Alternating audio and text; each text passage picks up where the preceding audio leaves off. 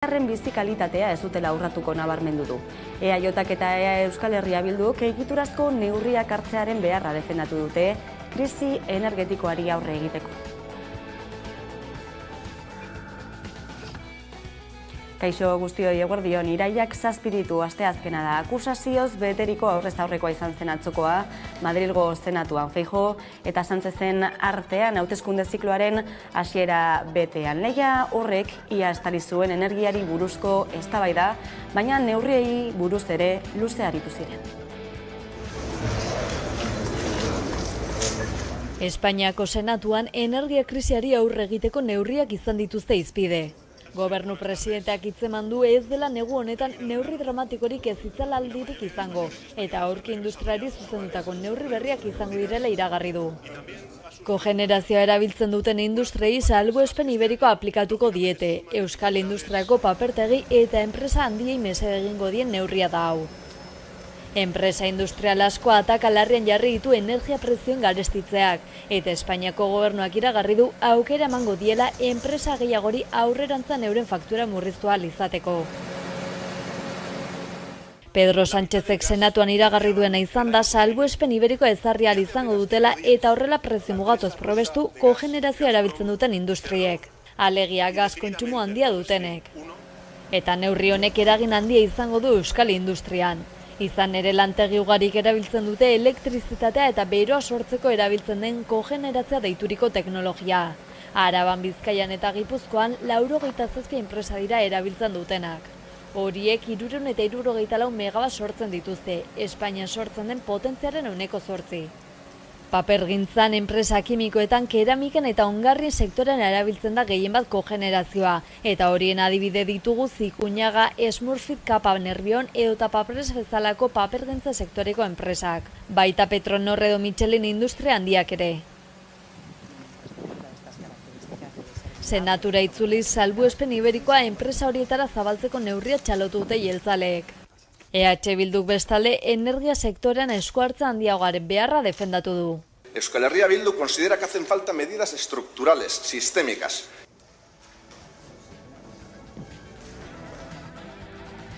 Ikusten duzue, krisi energetikoa areagotu besterik ez da egiten ari hilabetetik hilabetera, Errusiak Alemaniara bitarteko gasaren txorrota era mugagabean ixtearekin batera gainera larriagotu da egoera, eta egoera guzti hori aztertuko dugu hain zuzen ere zuzenean Asier Blasekin, EHUko zientzia politikoetako irakaslearekin, pantailanen bestaldean duguna. Eguerdion, Asier. Eguerdion. Ukrainako gerra tarteko ikusten ari gara, ez? Nola larriagotzen ari den krisi energetiko hori Europan, eta galdera da ea nor ari den guzti honekin irabazten, ez? Bueno, irabazi inork ez du irabazten, ze ondorio hauek dira gerra ekonomiko baten ondorioa, eta gainez gerra ekonomikoa aipatu bezalaxe lotuta dago Ukrainako gerrarekin ere bai, ezta? Orduan, gerretan gutxienez horrelako gerra ekonomikoetan inor ez da nolabait ere aberasten esango dugu. Errealitatea da dena den batzuk kaltetuagoak direla beste batzuk baino. Printzipioz, mendebaldeak eta bereziki Europar Batasunak eta Amerikako Estatu Batuakek gerra ekonomikoa hasi zutenean, gerra bortitz bat hasi zutenean Errusiaren kontra, bazirudien edo beraiek iragartzen zutena zen Errusia estutuko zutela eta Errusiak sufrituko zuela. Errusia noski sufritzen ari da, baina dudarik gabe orain arte askoz gutxiago sufritzen ari da Europar Batasuna baino, gerra ekonomiko honetan kaltetu nagusia izaten ari da eta benetan daukan ostertza ez da bat ere positibo. Dagoeneko urte erdi, baina pixka bat gehiago igaro da dagoeneko Errusiak Ukraina inbaditu zuenetik, eta dagoeneko batzuek ausartzen dira gerrari data amaiera jartzen, esaten dutenaren arabera, 2024 amaiera inguruan izango litzateke, ez dakit ausardia gehiagi ote den, izan ere sentsazioa oso bestelakoa da. Zer esango zenuke?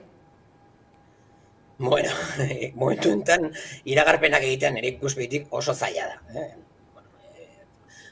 Badirudilako gerraren parte handi bat jolasten ari dela lehen aipatu dugun agertoki ekonomiko horretan, gerra ekonomiko horretan. Eta seguruenik naiz eta gerra beroa, momentu honetan Ukrainan aurrera eramaten ari direna Errusiar inbasioarekin batera Ukrainar ejertzitoa, bere dinamika dauka, ikusten dugunez poliki mugitzen da, gutxi asko, baina Errusiak aurrera egiten du, baina ez dirudi Ukrainak eusten baldin badio orain arte bezala, nahiz eta terrenoa galdu pixkanaka, eusten dio besteak beste mendebaldeak horrela bultzatu eta patrozinatzen duelako, arma bialtzen dizkiolako, dirua bialtzen diolako, eta zentzu horretan nolabaiteko patrozinazgo hori bukatuko balitz, babes hori bukatuko balitz, segurenik gerra azkar bukatuko litzateke, eta hor dago koska, seguruenik, 2022-23 negua, eta 2023-24 neguarekin egingo zituzten kalkuluak, esanez, pentsatuaz, segun eta nola egiten dion aurre, Europar Batasunak batez ere sortuko dan krisi ekonomikoari, gerra lehenago edo beranduago bukatuko da. Gerraren amaieran, momentu honetan, Ukrainak daukan zeresana oso txikia da. Ukraina momentu honetan mendebaldearen, momentu honetan eta aspaldi, baina 2014-tik NATOren buruak aipatu bezalaxe, 2014-tik funtsean bere ejertzitoa mendebaldearen menpe dago ekonomikoki eta suministroi dagokionean. Orduan, erabakia mendebaldeak hartuko du, eta mendebaldeak hartuko duen erabaki hori seguruenik krisi ekonomikoaren bilakaerari begiratu beharko diogu jakiteko. Ikusi beharko da beraz hemendik aurrera ea zinora bidartzen duen guzti honek. Gaiz ere aldatuko dugu, Erresuma Batura begira, izan ere atzokoan Boris Johnsonen lekuko hartu zuelako Liz Trussek, bera ere perfil neoliberala duena, Margaret Thatcherrekin ere konparatu izan dena, zer espero daiteke hemendik aurrera? Ez dago bat ere garbi, gauza bada, boterera iristeko erabilituen adierazpenak eta aurkeztu duen irudia. Garbi dagona da, nola bat ere Boris Johnsonek hasitiko bide horren sakontze badala. Oraindik eta politika neoliberalagoak, oraindik eta politika eskuin muturretik gertuagokoak izango direla.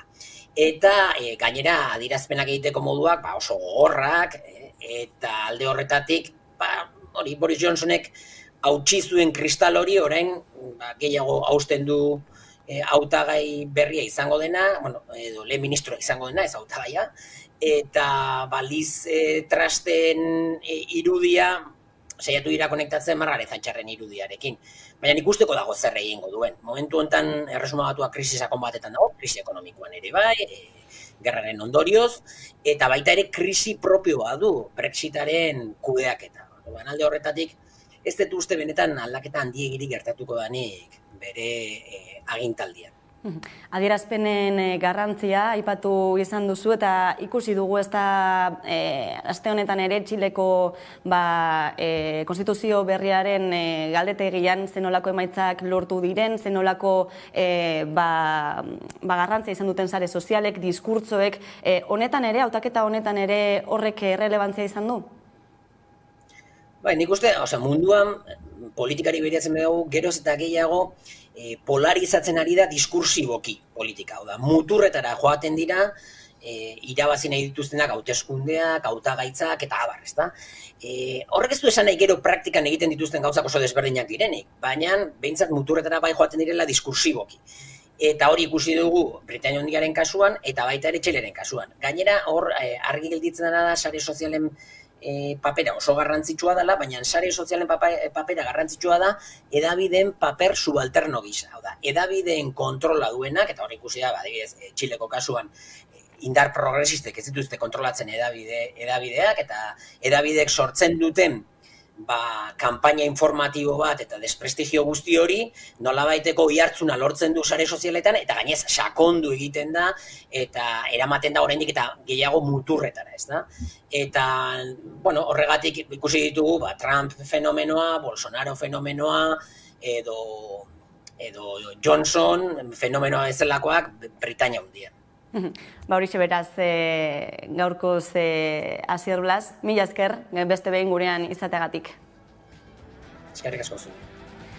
Eta gurera itzuliko gara, izan ere eskolara itzultzeko eguna dute gaur Nafarroako ikasle asko eta asko, hain zuzen ere DBH-ko, batxilergoko eta lanbide hezkuntzako ikasleak bueltatu dira ikasgeletara, baina lehen eta bigarren hezkuntzako ikasleak bihar eta irailaren 9 artean egingo dute. Euskadin ere gehiengoak bihar hasiko du ikasturtea.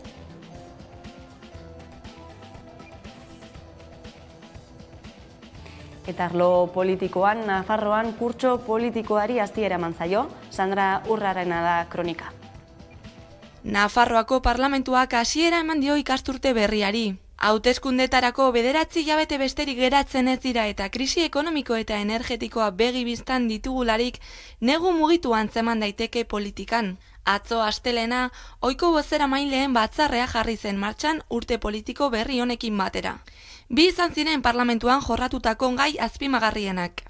Lehenik eta behin ekonomia eta ogasuneko kontseilaria den Elma Saizek Nafarroako gobernuaren bozeramaile gisa arituko da hemendik aurrera. Saizek Javier Remirez lehendakari ordea ordezkatuko du. Hala ere azken honek bere gaineko eginkizunak mantenduko ditu. Txibiteren gobernuak legegintzaldiaren azken txanpan arlo ekonomikoari emango dion garrantziari atxikitu dio gobernuko bozeramaile aldaketa. Es un nuevo tiempo, ahora mismo hay que mirar a todas las cuestiones económicas. Hala ere, kargu aldaketa honekin PSNek Remirezanganako konfiantza kolokan jarri du oposizioak. En estos momentos en los que el tema económico, la adopción de medidas económicas, algunas serán populares, algunas igual incluso pueden ser impopulares, necesitan de una portavocía fuerte en materia económica, el gobierno será quien tendrá que dar explicaciones, como digo, no sé si se quiere promocionar a una persona o se quiere castigar a otra. Nola nahi ere aldaketa estrategiko antzeman daiteke foru exekutiboaren komunikazio politikan. Inflazio handituta eta adosteke dauden aurrekontuekin, Saizek protagonismo handia izango baitu datozen hilabeteetan.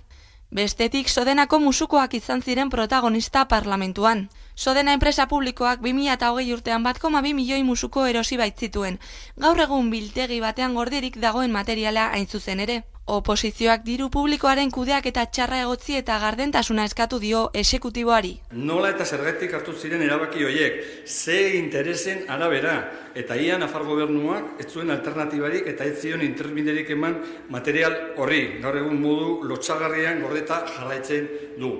Erabilera eman behar dizkiogu musuku hoiei. Eta hori da momentu honetan, nire ustez, gure ustez, Geroa Bairen ustez, gobernuaren lehenengo egin beharra. Musuko horiei erabilera emateko lehentasuna alderdi guztiek amankomunean mantendutako eskakizuna izan da. Eta Nafarroan jarraituta Iruñeko udalak 10 salaketa jarri ditu, 12.000 eurokoak bakoitza, joan den uztailaren 7an Kuria kalean izandako istiluengatik. Protestetan zirenetako batzuk atxilotu zituzten, 8 pertsona guztira, eta horietako bat espetxera eraman zuten ustez, ukabilkada batez agente bati sudurra osteagatik. Gainerakoak aske utzi zituzten epaile baten aurrean deklaratu ostean.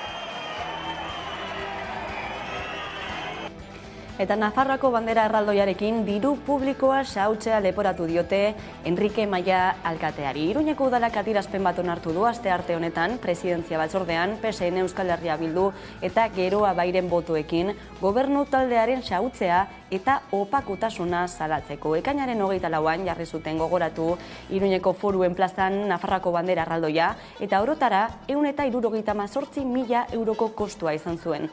Udal gobernuak esandakoa baino 180 gehiago. Noticias de Navarra egunkariak eman zuen egiazko preziori.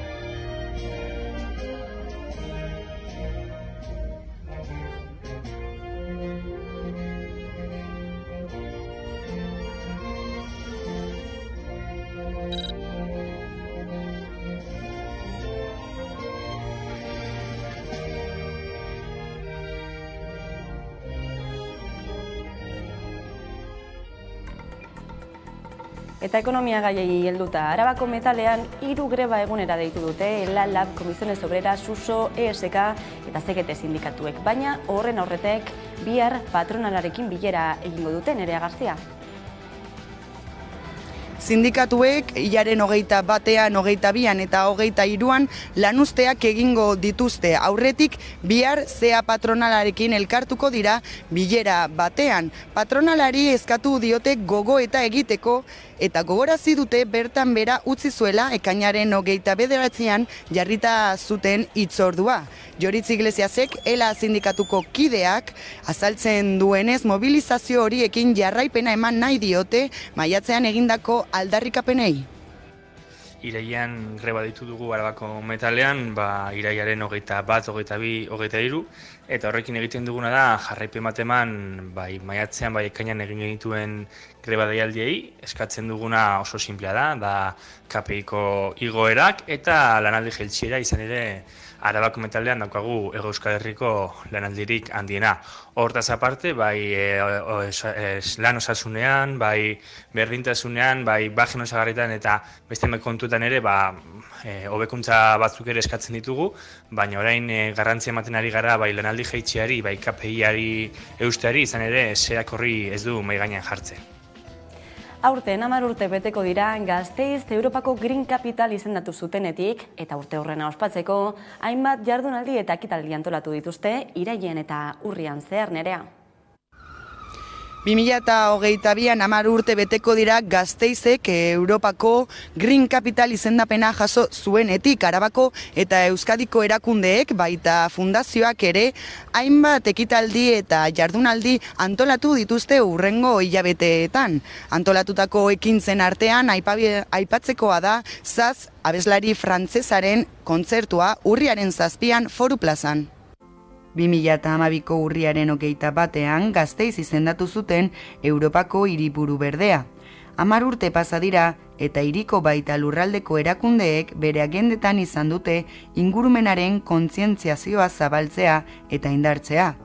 Urtrena ospatzeko Gasteizko udalak, Eusko Jaurlaritzak, Arabako Foru Aldundiak eta Vital Fundazioak hainbat ekitaldi prestatu dituzte. Hasiko gara irailaren 14an eta ordutik urriaren 21 arte ekitaldi kulturalak eta ondo osioarekin erlazionatutako ekitaldiak prestatuko ditugu. Irailaren 14etik 28 arte antolatu ditugu herritarren parte hartze guneak, hausnarketa eta parte hartze gune ezberdinak antolatu ditugu, bai gazteentzat, bai nagusientzat, helduentzat, umeentzat, herritar ororentzat, 8 esparru ezberdin antolatu ditugu, zenbait gaiarekin ere erlazionatutakoak izango dira ere, energia, mugikortasuna, hiri diseinuarekin erlazionatutako esparruak eta parte hartze esparru hauek izango dira jendearekin edo hiriarekin partekatzeko 10 urte hauetako hausnarketa bat, zein motako aldaketak izan ditugun eta zein motako aldaketak egin behar ditugu datorren urteetan. Udaletxeak adierazi duenez 2012tik aurrera paso asko eman dira zenbait arlotan, hala ere egiteke eta hobetzeke dago. Energiaren arloan pausoak eman ditugu, pausoak eta besteekin alderatuz pauso potenteak dira, baina hor dago nire ustetan egin behar dugun biderik handiena. Antolatutako ekitaldi eta jardunaldi gehienak doakoak dira. Hitzaldi eta jardunaldi batzuek inskripzioa behar dute, udaletxeko web orrialdean egin daiteke. Hego Euskal Herrian legalki diharduten 34.000 etxeko langileak urrian hasiko dira langabezia ordainsaria kotizatzen. Etxeko langileen baldintzak arautuko duen errege dekretua onartu baitu astearte honetan Espainiako gobernuak eta langabezia ordainsaria jaso ahal izango dute horrela. Enplegatzaileek gainera 180ko hobaria jasoko dute horretarako.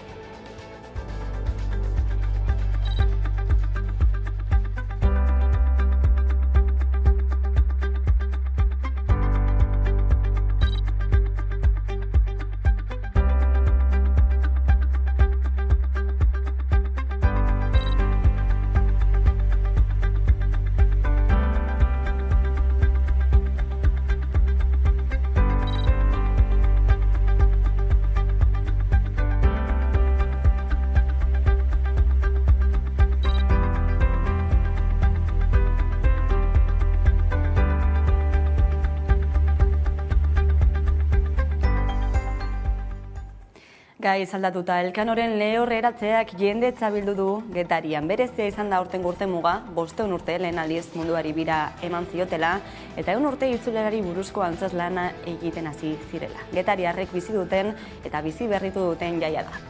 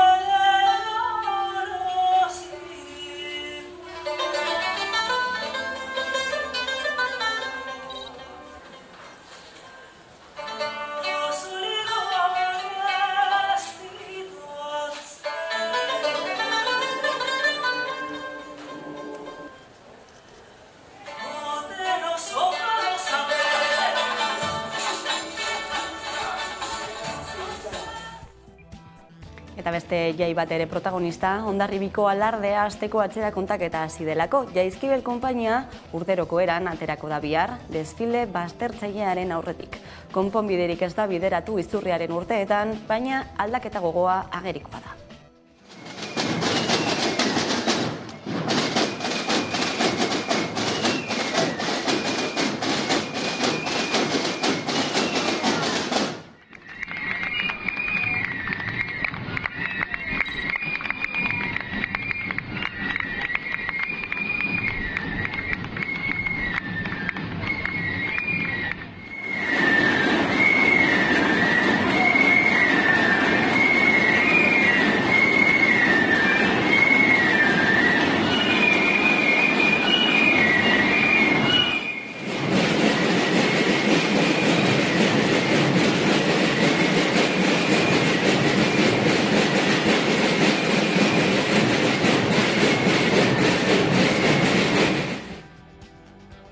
Eta kulturari atea irekita, astelenean telebistako festivala hasi zen Gasteizen, estreinaldiak, jardunaldiak eta film proiekzioak antolatu dituzte 14. edizio honetarako. Egitarau zabala du festivalak igandera arte. Nerea Gartzia. Hala da, bai, Europar Biltzar jauregian jardunaldi profesionalak egongo dira. Gaur, adibidez, arratsaldeko 5etan, tailer musikala izango dugu Joseba Beristain musikariaren eskutik. Horrekin batera, filmak proiektatuko dira Vital Fundazioaren kulturunean eta estrenaldiak printzipal antzokian izango dira. Festivalak goi mailako amaiera izateko, larun batean, amaierako gala izango dugu. David Alvarezek, festivalaren antolatzaileak dioenez, hainbat sorpresa egongo dira bertan. Printzipal antzokian egongo gara, Diego Losada da aurkezlea, Ilaski Serranorekin, eta momentuz esan dezakegu Sandra Golpe eta Xavier Sarda mainatzaria jasoko dutela. Eta, bueno, sorpresa gehiago daukagu, baina pixkanaka izango ditugu.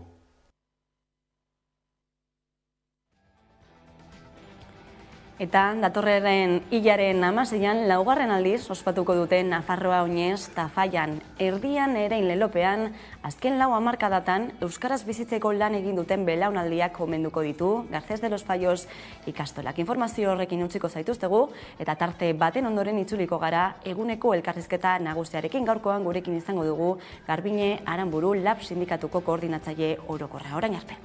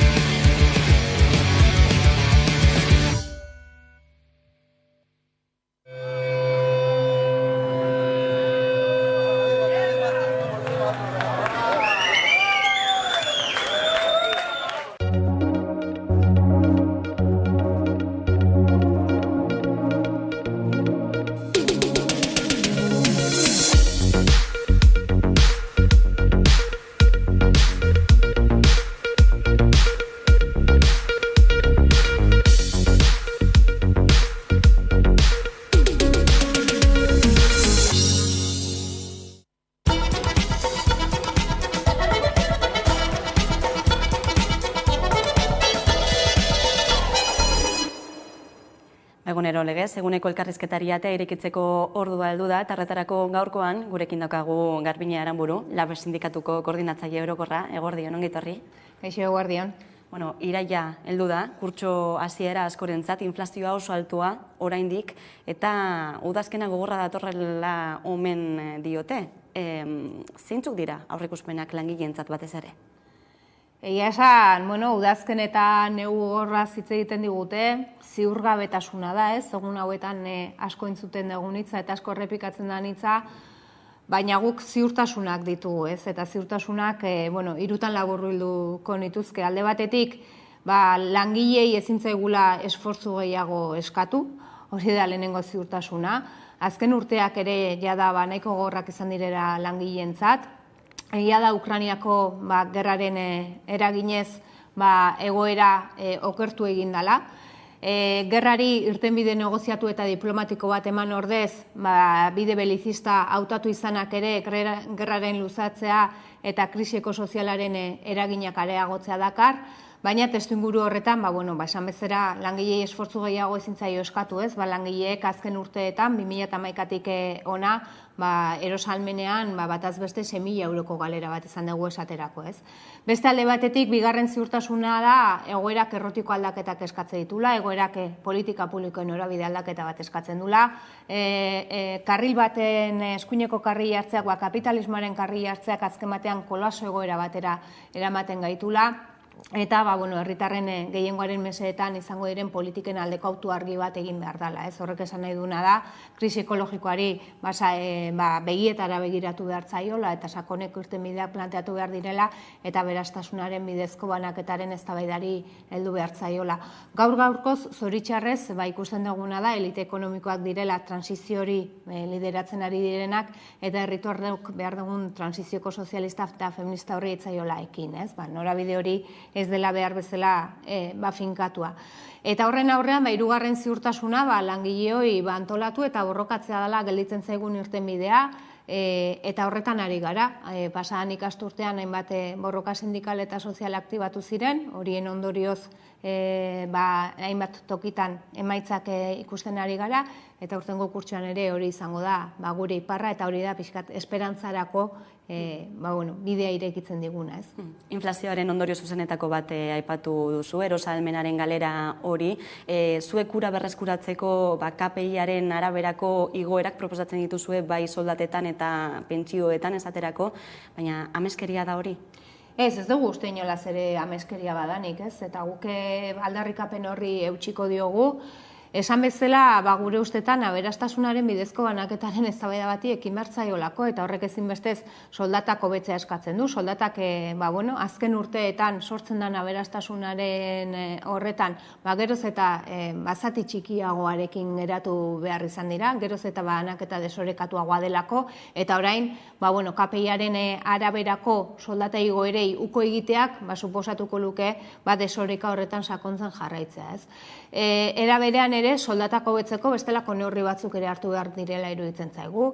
Bada garaia soldata arrakalari heltzeko eta soldata arrakalari buelta emateko ezinbestez sexuen araberako lan harreman honekin amaitu beharra dago, aitortu behar da eta balioa eman behar zaie emakumeek lan munduan egiten duten lan horiei, balio politiko, ekonomiko eta sozialaz ari gara. Era berean ere gutxieneko soldata bat ezarri behar da, hemen Euskal Herri mailakoa eta bertako erreferentziei egokitua, eta soldatei dagokionez, behin eta berriz langile esfortzuak eskatzen zaizkigun honetan, guk planteatzen daguna ere, gehienezko soldatei buruz ere eta plusbaliari buruz ere hitz egin beharko litzatekela, ez? Eta hori ere legez mugatu beharko litzatekela, eta konjuntura berezi honetan, dibidendo banaketa debekatu egin beharko litzatekela, ze horrek azken batean, goikarguentzat gain soldata bat suposatzen duelako. Eta horrekin batera, ezinbestez, zerga erreformari ekin behar zaio, progresiboagoa izateko, langileok gehiago ordain dezagunez, baizik eta irabazi enpresarialek eta kapitalak gehiago ordain dezan. Horiek dira Laben proposamenak egoera iraultzeko, baina momentuz Eusko Jaurlaritzatik lehendakariak esan duena izan da errenta paktuaren alde egingo duela, zer iruditzen zaizue? Lehendakariak horrekin esan nahi duena da, azken batean langilei zuzenduriko mezua dela iruditzen zaigu, ez? Eta langileoi berriro ere esfortzuak eskartzearen norabidean datorren mezu bat, ze horren atzean dagoena da, erosalmenaren berme hori ez kontemplatzea, eta langileoi bidali nahi zaigun mezua da, uko egin diezaiogula KPIaren araberako soldata igoerari. Eta guk, udaberrian esan genuen eta berriro ere berresten gara, eta oso argi esaten dugu, LAB ez da egongo langileen erosalmena bermatuko ez duen inolako errenta itunetan, LABek ez du abestuko, ez du elikatuko, ez du parte hartuko aberastasunaren bidezko banaketari buruz eztabaidatzeko ez den inolako markoetan. Marko diskursioa ondo ezarri behar da, marko diskursioa eta norabidea ondo ezarrita, bide horretan, beti ere, erosalmena bermatzen balin bada, beste gauza batzu ez edo beste neurri batzu ez hitz egin daiteke, baina ez da hori Urkullu lehendakariak buruan daukana. Behin eta berriz, langile esfortzuak eskatzen dizkigu, aldiz ez dugu jarrera berdina ikusten patronalarekiko edo elite ekonomiko horiekiko ez. Patronala aipatu duzula izan ere, Confebaskek ere aipatu zuen abuztuan, ezta? Moderazio salarial bat eskatuz eta KPIaren eskaera hori lausotzen eskatuz nolabait? Bai, hori da patronalaren jarrera eta patronalaren aldetik hori izatean, neurri batean, gobernuaren aldetik eskaera hori izatea baino ulergarriagoa ere izan leike ez, eta hori da momentu honetan negoziazio mailak blokeatzen ari dena nagusiki, KPIaren elementua da, blokeoaren atzean dagoen arrazoi nagusia, baina lehen aipatu dut, aurreko urtean zehar, hainbat borroka pizteko gai izan ginela, sindikatu honek 128 borroka desberdinetan parte hartu zuen, horietatik gehienetan grebak ere deitu izan ziren, eta borroka horren emaitza izan da, hainbat hitzarmenen desblokeoa, ez? Aurreko ikasturtean zehar, dozena bat hitzarmen inguru edo berritzea lortu da, eta hori da, pixkat, patronalaren asmoen eta blokeoaren aurrean gu jarraituko dugun bidea, eta zabalik dauden borroka hori ez gain, aurrikusi dezakegu borroka berriak ere etorriko direla. Gaur-gaurkoz, negoziazio kolektiboan, oraindik ere, bide luzea dagoelako egiteko, gizonezko langileen 26%ak dauka ditu bere lan baldintzak eguneratuak, eta emakumeen kasuan portzentai hori 29%koa da.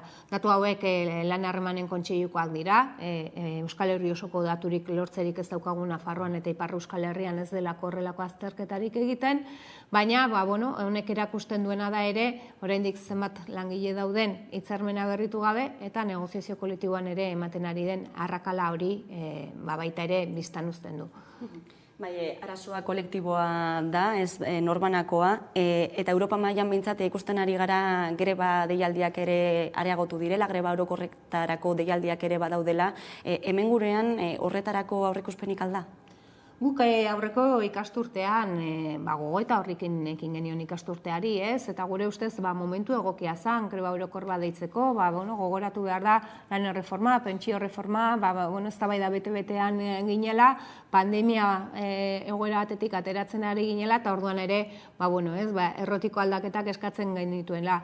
Egoera are gehiago okertu da esan bezala, azken hilabeteetan, baina orduan gure ustez, gehiengo sindikala osatzerik etzen egon, gehiengoa den sindikatuak etzuelako egoerak eskatzen zuen determinazioarekin jokatzeko ausardiarik izan, eta aukera galdu bat izan zen greba orokorrura, ez? Orduan apustu argi bat genuen, ziklo mobilizatzaile berri bat martxan jartzekoa, horretan aritu gara, aurreko kursoan zehar, lehen esan bezala, eta guain gaur-gaurkoz, guk jarraituko dugu borroken arteko konfluentzia sustatzen, jarraituko dugu mobilizazio soziala indartzen, baina gaur-gaurkoz, ez genuke sartu nahi, greba orokor berrien inguruko espekulazioetan, ez? Egoerak esango du, irekiak egon behar dugu, giroa asko gogortu daitekelako, eta edo zer da posible, baina gaur-gaurkoz, gure indarra dago borroka sektorial eta enpresetan dauden borroka horietan. Lehen aipatu duzu baita ere soldata KPIaren arabera igotzeaz gain bestelako neurri batzuk egon daitezkela erosalmena ez galtzeko, horri izango litzateke fiskalitate eredua aldatzea, laizter hasiko da kurtso politikoa Euskal Autonomia Erkidegoan, aurrekontuak negoziatzen hasiko dira. Uste duzu eztabaida hori mahai gainean egongo dela? eztabaida hori mahai gainean egon beharko luke, ez? Eta, neurri batean ere fiskalitateari lotutako neurri batzuk ezagutu ditugu, baina guke ikusten duguna da eztabaidari bere integraltasunean ez zaiola heldu nahi, eta batez ere oso popularra izan daitekeela, zailak diren hilabete hauetan, zergak murriztearen aldeko diskursoa, eskuina egiten ari den diskursoa, baina guk zerga politikan progresibidadea sartu behar dela esaten dugu, eta badagola margena zerga gehiago biltzeko, eta hori dela bidea, ez? Langileen errentetatik izan gabe, ez? Eta langileen errentak gehiago zigortu gabe. Nundik eta nola? Lehenik eta behin, kapital errenta horiei zergak handiagotuz, beste alde batetik, enpresa energetikoen gaineko irabazietan eskua sartuz, eta ez modu koiuntural batean, baizik eta modu iraunkor batean, baita ere enpresa irabazien gainean, enpresa irabazietaz ari gara, irabazi batzuen gainean, zerga gehiago ordaindu beharko luketela esaten ari gara, gaur-gaurkoz dagoen kenkari sistemarekin enpresak oso zerga gutxi ordaintzen dutelako, kenkari sistema hori bertan bera utzi, eta zergak ordaintzeko tipo edo tope hori igo beharko litzateke, eta IRPF deitzen den zerga horretan ere badago margena gehien dutenei topea igo eta progresibitate hori sartzeko, ez? Beraz, heldu beharko litzaioke, baina guk ikusten duguna da kontzertu ekonomikoak eta konbenioak ematen dituen aukerak, ze, egia da, eskumen osorik ez daukagula zerga politiketan, zeharkako zergak beza moduan estatu gogoaren menpe daudelako, baina kontzertu eta konbenioak ematen dituen aukera horiek esan bezala ez dira ari baliatzen herritarren mesedetan izango diren zerga politika bat garatu eta aurrekontu politika bat garatzeko. Hemen oraindik ere Confebaskek eta Zenek markatzen dutelako herri honetako politika publikoen norabidea. Josu Jon Imat bezalako euskal oligarkak dira hemen bidea markatzen dutenak eta hori hemen egiten diete jaurlaritzatik, ez? Bestelako neurri batzuk hartu izan dira azken aldian prezioen gorakadari aurre egiteko, esaterako garraio publikoaren deskontu hori, gasolinaren obari hori, zer iruditzen zaizkizu neurri guzti hauek? Neurri horiek neurri egokiak izan daitezke, baina guk hemen ikusten duguna da krisi klimatikoari aterabide egoki bat emateko sakoneko eztabaida baten beharra, ez? Azken batean argi dagolako planetak aski da esan duela, eta nik uste horretaz deno jabetzen garela, zientifikoak denbora zeramaten, urtea zeramaten horren inguruan advertentziak egiten, baina ez genuen ikusi nahi, ez genuen jabetu nahi, ez zaion heldu nahi, ez? Horrek eskatzen duena da, produzio ereduaren inguruko gogo eta sakon bat egitea, zer enplegu eta ze sektore produktibo dauden aztertzea, zeintzuei eman marko litzateken balio gehiago batzuek birbalorizatu egin behar direlako, bizitzara sostengatzeko ezinbestekoa diren lan horiek, eta zeintzuek ordezkatu beharko lirateken aztertzea kontsumo eredua, onartzea energia fosilen amaieraren aurrean, energia batzuk bestengandik ordezkatzea ez dela erreala, azken batean onartzea kapitalismoak bultzatzen duen mito hori, etengabeko hazkundearen mito hori ez dela erreala, ez dela sostengarria eta ez dagoela planetarik horretarako. Eta eztabaida hori egin ezean eta norabide hori behar da bezala markatu ezean, bestelako neurriak norabide egokian joan arren, orain aipatu dituguna hauek modukoak, oso partzialak eta partxe batzuk besterik ez dira izango, ez? Osea, odolustearen aurrean, tirita bat ten bidez, odoluste hori geratzen saiatzea modukoak dirala, ez? Eta zein da arazoa? Eztabaidari heltzeak oligopolio energetikoaren interesekin talkan sartzea suposatzen duela, elite horien gaur egun, agintzen ari diren horien interesekin talkan sartzen suposatzen duela. Eta gaur-gaurkoz ez dagoela gobernurik horretarako determinazio edo borondate edo ausardia politikorik erakusten ari denik. Gauza da, bien bitartean energiaren eta lehen gaien prezioen gorakadarekin hainbat eta hainbat enpresa kinkalarrian daudela, edo lanerako itzulera behintzat zailtzen ari duela egoera guzti honek, Arcelor, Michelin, adibideak besterik ez dira, zein da argazkia?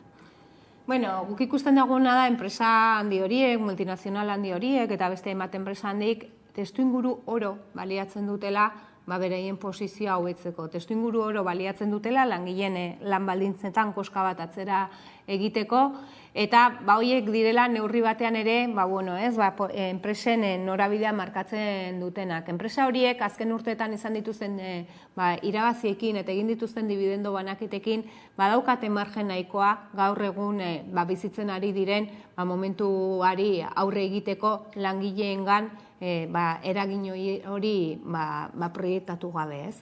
Baina ikusten dutena da, testuinguru bakoitza aukera paregabea, lehen esan bezala, langileok eskubideetan atzera egin dezagun. Eta orain, malgutasunarena da, badirudi, atera nahi duten onura, soldatak KPI-aren arabera ez eguneratzearekin batera. Eta hemen ere, okarrena da, enpresa handi horiek Jaurlaritzaren babes osoa topatzen dutela. Gogoratu behar dugu udara aurretik Mercedesen izan zen lan gatazka horren atal bat soldatei lotua zegoen, bestea malgutasunari lotua. Malgutasuna prekarietatea da, malgutasuna inkontziliazioa da, eta horrela esan behar da, baina era berean Urkullu lehendakariak langileei eskatzen ziguna zen ohitzeko malgutasun horrekin lan egitera. Eta guk esaten duguna da, enpresa handi hauen aurrean ez dugula men emango, eta ez ditugula onartuko planteatzea izkiguten malgutasun neurri horiek, ez? Momentu koiunturaletan eta zailtasunak dituzten enpresetan malgutasun neurriak aztertzekoak izan daitezke betire enplegua babesten bada, baino ez da enpresa hauen kasua, ez? Testuinguru honetan ere gomendatzen ari da alden heinean, telelana egitea krisi klimatikoarekin lotuta eta energia krisiarekin lotuta, baina langileen eskubideen aldetik zuek zer esango zenukete? Bueno, telelanak ertz asko ditu, eta baditu aspektu positiboak, eta aspektu positibo horietako bat izan daiteke, ez?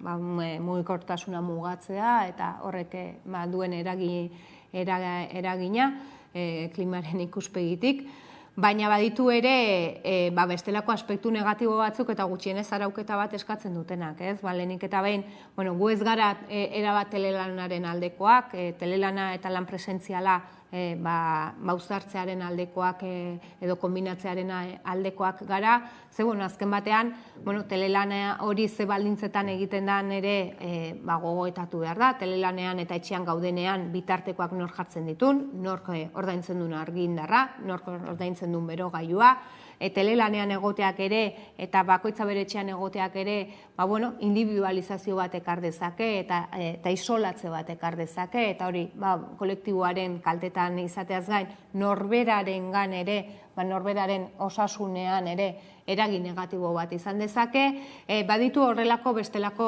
hainbat aspektu kontutan izan beharkoak. Beraz, gu ez gaude telelanaren kontra, baina bai aspektu guzti horiek ondo arautzearen alde. Eta egia esan, telelanaren legedia atera zenean, Espainiako gobernuak atera zuenean, gauza hauetako asko oso airean geratzen ziren horregatik, gu negoziazio kolektiboaren bidetik saiatzen gara guzti hau mugatzen. Beste kontu bati helduta, indarrean sartu da atzerritarren legearen erreforma, migrantei lan mundura sarbidea errazteko asmoz egindakoa, zein iritzi duzue aldaketa honekiko? Egia esan, aldaketa honek erakusten digu sistemak nola jokatzen duen eta lan harremana eredua nola eraikia dagoen, ez? Honekin esan nahi etena da, sistemarentzat langileak erabili eta bota gaitezken bitarteko bat gehiago gara, beti ere, bere beharretara, eta berak ahalik eta etekin gehien atera dezan, ez? Eta oso modu nabarmenean gertatzen da emakumeekin eta migranteekin, ez? Lan merkatuan sartu edo atera, sistemaren beharren arabera egiten delako, eta beti gainera, lan baldintzarik prekarioenak eta eskasienak egozten zaizkielako emakume eta migrantei. Eta horixe da aldaketa partzial honekin gertatu dana, ez? Ustez enpresek, eraikuntza edo ostalaritza bezalako sektoreetan dituzten arazoen aurrean, langileak topatzeko dituzten arazoen aurrean, egin dana da atzerritar legea malgutu erreztasun horiek izan ditzaten. Inolaz ere, ez da erroetara jotzen, lehenik eta behin ez da aztertzen ze baldintza prekario dauden sektore horietan, eta gero, atzerritar legeak behar duena da aldaketa sakon bat, ze gaur-gaurkoz atzerritar legea da beste bitarteko bat gehiago enpresarien eskutan, langile migranteetaz baliatu daitezen. Azken batean, egoera zaurgarrian dauden langile migrante horienek daz baliatu eta eskulan merkea izan dezaten. Hori da benetan bultzatu behar den aldaketa, eta ez enpresen neurrira indako aldaketa partzial hau. Azken galdera bat ere, Lanbideren administrazio kontseiluan aldaketak egin dituelako Eusko Jaurlaritzak, lab ez da bertan egongo aurrerantzean, zer gertatu da? Egia esan, sindikatu honek parte hartze instituzionalaren inguruan gogoeta berri bat abiarazi du, hori izan zen kongresuan hartu genuen konpromisoa, eta nazio komiteari, zuzendaritza organoari dagokio esku hartze plan bat egitea horren inguruan. Horrek ez du esan nahi parte hartze organo guztietara modu berean eta egun berean itzuliko garenik. Ez inolaz ere parte hartze normalizatu bat izango denik. Guk honekin, aldaketa honekin bultzatzen duguna da, labek kaleetan eta lantokietan aldarrikatzen eta praktikatzen duen kontrabotere sindikalgintza hori parte hartze instituzionaleko erakunde hauetara eramateare. Azken batean, klase borroka hori erakunde hauetara eramateaz ari gara eta ez inolaz ere gobernu edo patronalaren politikak zuritzeaz. Eta era horretan ere, lekuko deserosorik gabe funtzionatzeari utziko liokete eta guk eragin gaitasun bat lortzea bilatuko genuke gure izaera soziopolitiko hori indartuz. Baina hori egin bitartean, Lanbiden kasu, guk ez dugu gure ordezkaririk izendatu, horren pendiente gaudelako. Eta bitarte horretan, guztiz antidemokratikoa iruditzen zaigu, eta hori da salatu duguna, beste sindikatuek, gehiengo sindikalak, elak ere horrela egin duelako, gehiengo sindikalak izendatu ez dituen kide horiek beste sindikatuen artean banatzea, da guztiz antidemokratikoa eta guztiz salagarria esaten nuen bezala. Horrek, gehiengo sindikalak desitxuratzea ekartzen duelako, eta hemen, egin beharko litzatekena badelako, sindikatu bakoitzaren erabakia errespetatu, baina inolaz ere ordezkaritzak desitxuratu. Hori da Jaurlaritzak hartu duen bidea, berriro ere, erakusten diguna da Jaurlaritzarentzat gehiengo sindikala zer esana daukan, eta langileen gehiengoarekiko mespretsuzko jarrera bat adierazten du honekin. Garbine Aranburu, Lab sindikatuko koordinatzaile orokorra, mila esker gaurkoan hamaikatari biztan izateagatik. Mila esker zuei. Tarte bat eta jarraian itzuliko gara solasaldiarekin. Gaurkoan gurekin izango ditugu Carlos Renedo eta Jose Becerra. Orain arte.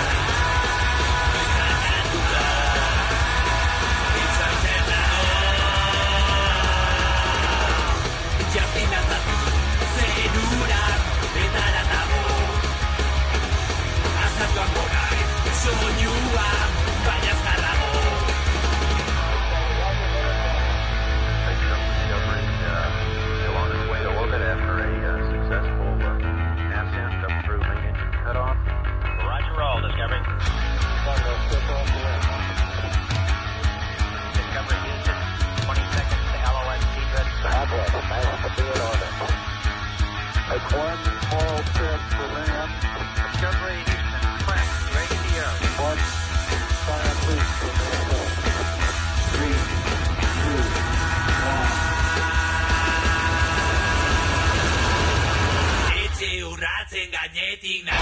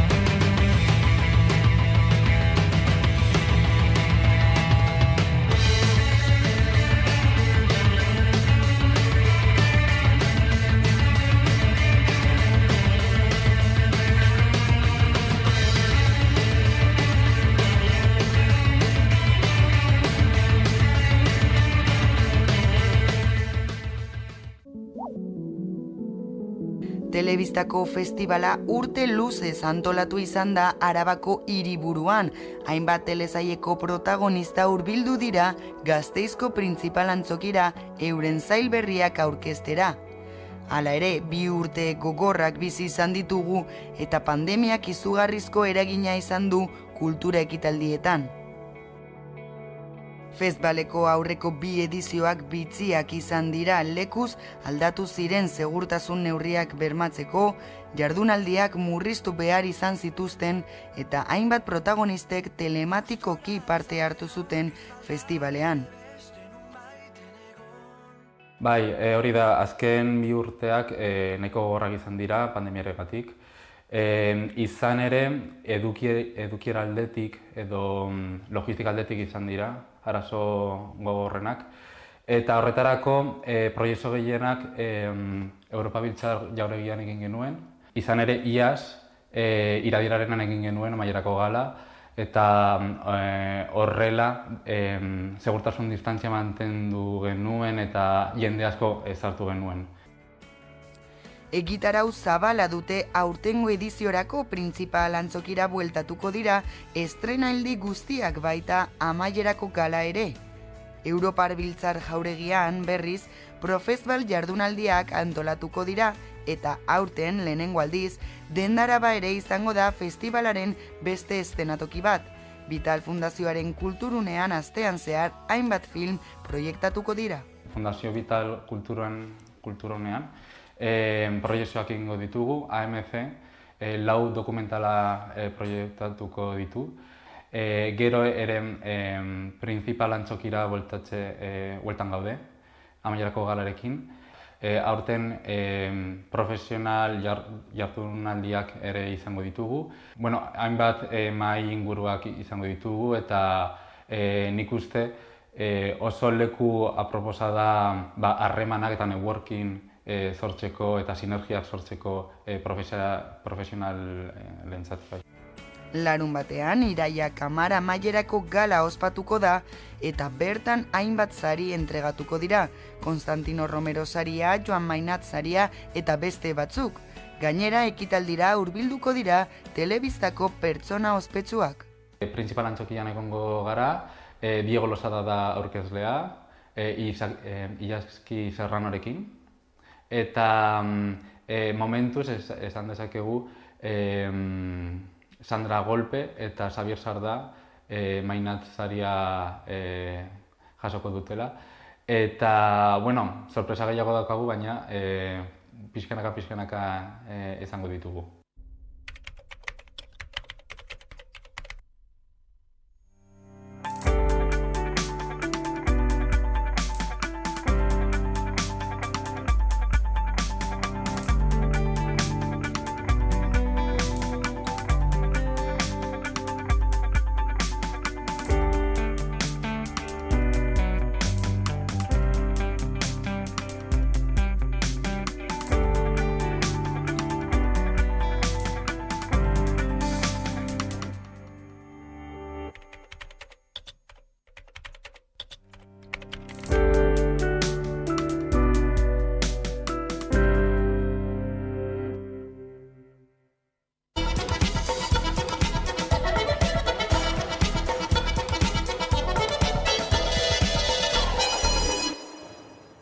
Egunero lege solasaldiari bide emateko ordua ailegatu da, horretarako gaurkoan, gurekin ditugu alde batetik Joserra Becerra, eguerdion. Eguerdion. Eta Carlos Renedo, eguerdion. Eguerdion. Zer modu zaudete aspaldiko partez? Ondo. Ondo?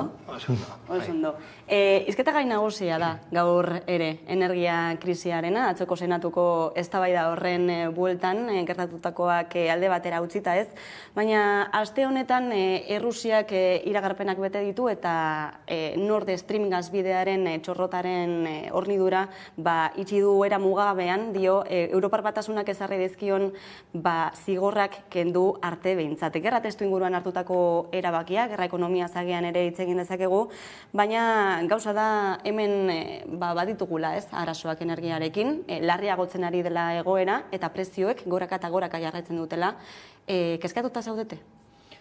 A ber, kezkatuta egon behar gara, ez bakarriku, baizik eta gizarte moduan guztiok egon behar gara kezkatuta. Denok dakigu gaurko gizartean erabiltzen dugun energia ez da modu sostengarri batean egiten eta energiaren eskazia etorriko dela, bai gudarekin, bai gudarik gabe. Orduan, ikuspuntu horretatik, pentsatu behar dugu, ez bakarrik arazo bat daukagula, baizik eta aukera bat daukagula, transizio energetiko, behar dugun transizio energetiko hori aurrera eramateko. Era bat ados, uste dute argi dagoena da, eredua agurtu dagoela, gerrarekin edo gerra barik, egon behar da aldaketa bat, eta nik bai dago kezkatuta, ez dugalako ikusten argi, norabide politiko eta postu konkretuak transizio hori modu ornatu batean egiteko. Eta bai ikusten dute bemotzean, segurazki herritarrok paretuko dugula transizio hori ez egitearen ondorioak, eta hor, kosteak igoko dira eta gure bizkar gainean eroriko dira eta kezkatzekoa da. Gizarte mailan ere badagoen kezka da, egunero ikusten dugulako ez, ondorioak aipatu dituzu, Udane Arbeo gure lankideak ere bildu ditu ondorioak.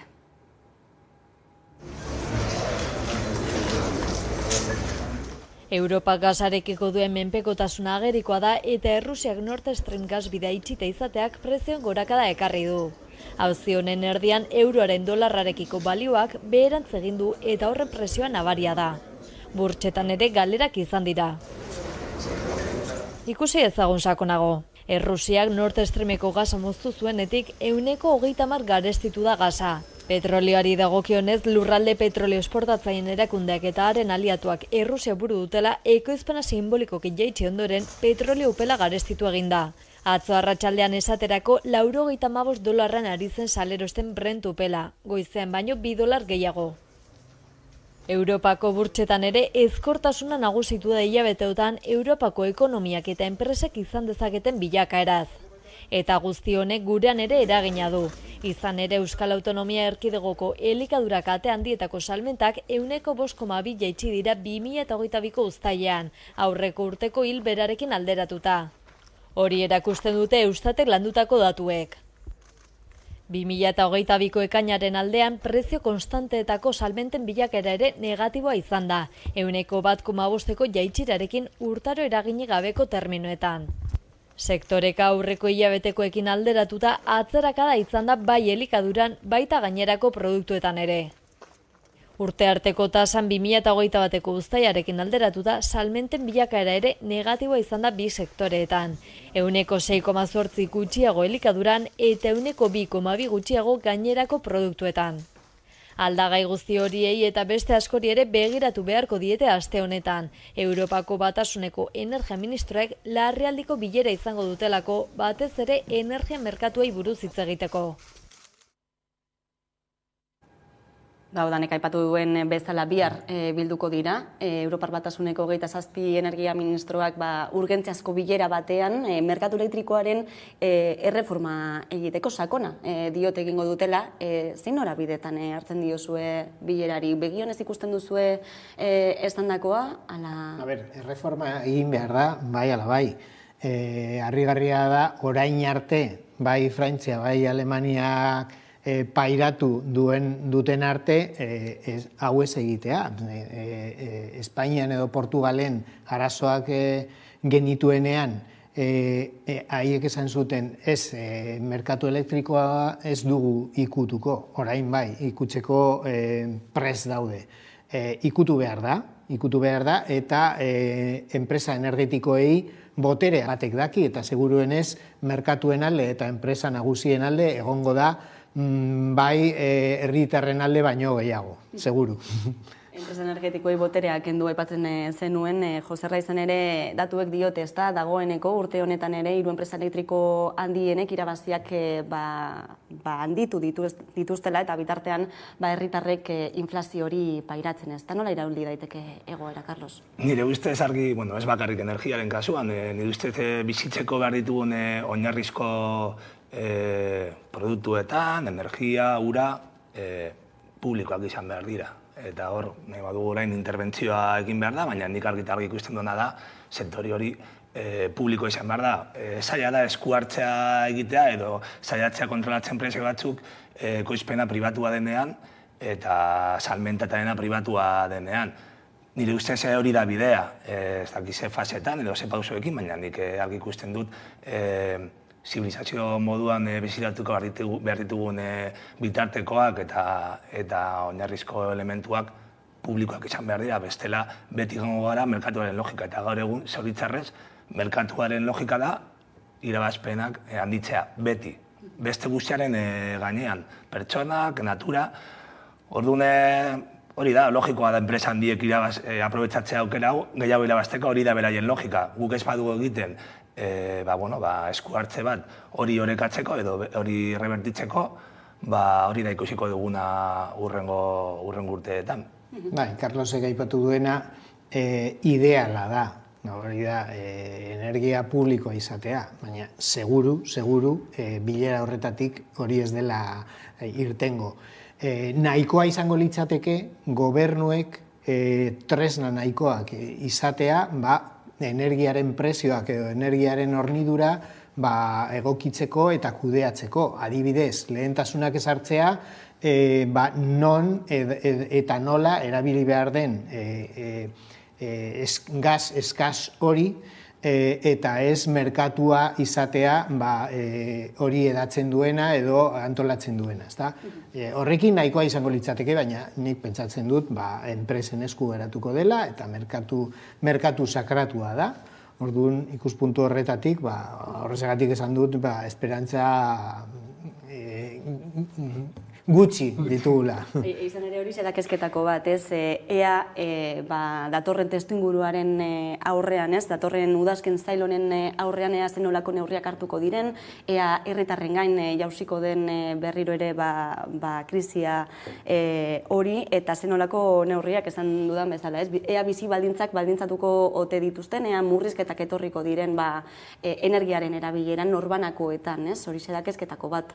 Atzo behintzate Sánchezek esan zuen horixe ez dela gertatuko, baina Europa mailan ere dagoen kezka bat bada.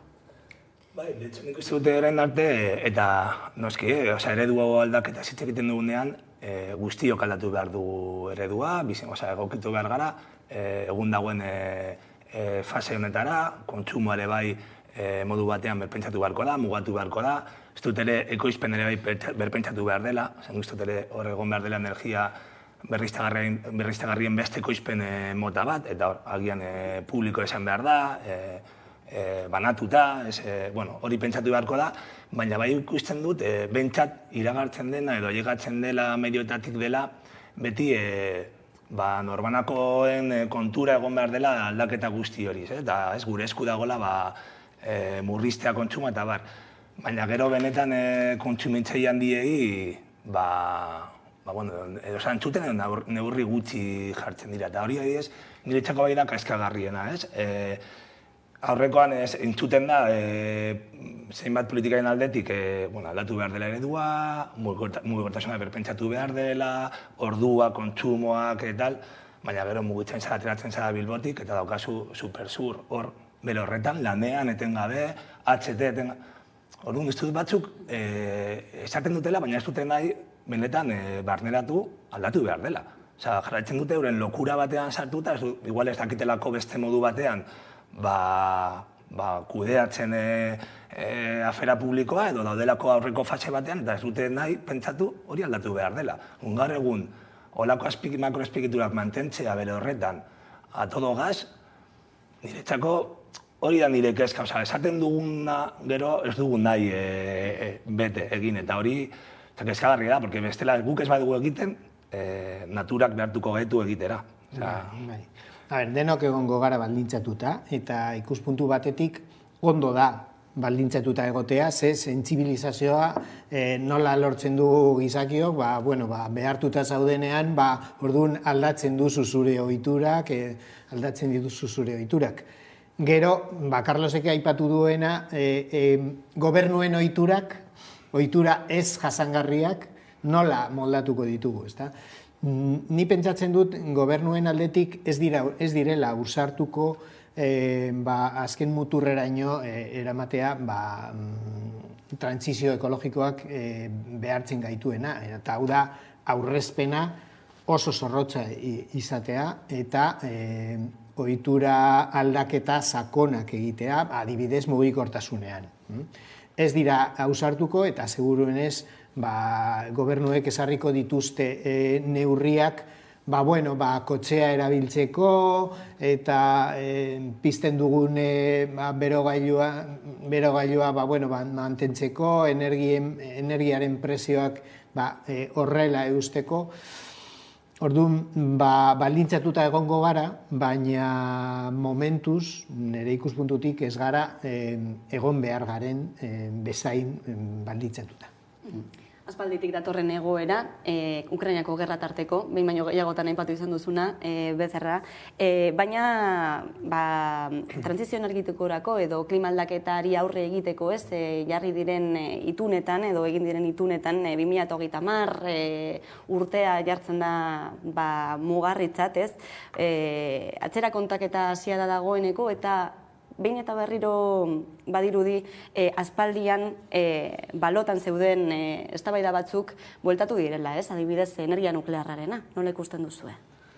Ni ez naiz osaritua hor ekoizpen terminoetan, baina nik uste dute eztabaida batzuk etorriko direla eta uste dute nik uste dut egin zinduguna egin dira etengabe iruzurrak eta horrela, eta nik uste energiarekin behintzat herritarrok edo entzuten duguna, edo gure sentsazioa, edo bentsat nirea da, etengabe iruzurretan sartzen garela. Egiten dugu kanpaina ideologiko bat energia berriztagarrien alde, energia berden alde, eta derrepente dena da energia berde. Orduan, gaza, energia berde, orduan, horrek zetzan nahi du, ez dugula aldatu behar, uste dut etengabe gaudela egiten, hori, lehen esan dudan, trampa bat.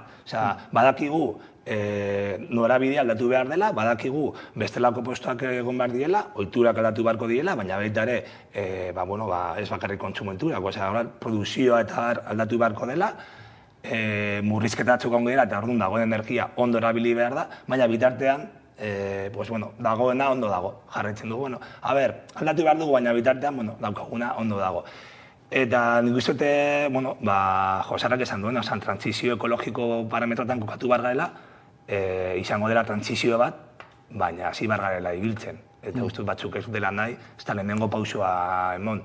Eta hor sartu behar gara. Eta nik uste dute gainera dela momentua, lehen igual esan dute, interventziora joan behar gara. Eta ematen du diela hitz handiak eta baina eski igual da momentua ere jendarte moduan olako parametroetan ere eta hori kokatzeko mahai gainean, eta agian da utopia bat, baina eski utopia igual da bide bakarra, edo hasten gara gure rekurtso guztiak ondo kudeatzen eta horretarako ezin dira egon esku pribatuetan, edo bestela ez dugu lortuko buelta ematea, eta ematen du utopia, idealismoa, baina eskual da beharrezkoa, administrazioak eskua hartzea eta behintzat aldugun heinean dauden rekurtsoak ondo kudeatzea. Eta niretzako erasita gobernu lokaletatik. Zer uste udaletatik egin aldela asko urarekin, energiarekin, asko egin aldela.